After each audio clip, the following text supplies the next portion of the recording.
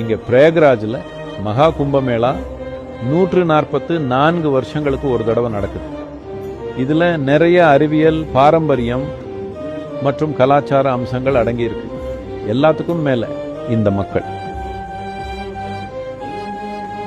கடந்த 2 நாளா, அதுக்கு முதல் நாள்னு நினைக்கிறேன், 3 நாளைக்கு முன்னாலே 15 மில்லியன் மக்கள் எந்தவித அசம்பாவிதமும் இல்லாம ஒரே நாள்ல இந்த இடத்துல ஸ்நானம் பண்ணாங்க.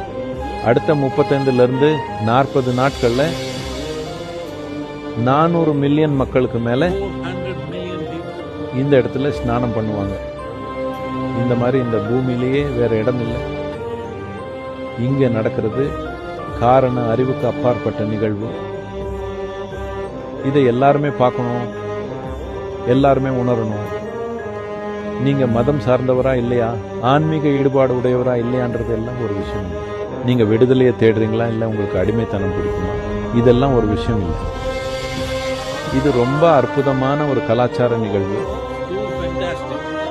பாரதத்தில் இருந்துட்டே இதை தவற விடக்கூடாது. அதை செய்யாதீங்க.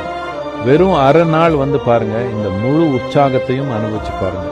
முக்கியமான நாட்கள்ல நீங்க வந்தா கூட்டம் இப்போ இருக்கிறத விட அநேகமா 25 மடங்கு அதிகமா இருக்கும். நீங்க இதை உணரணும். இந்தியாவில் பிறந்துட்டு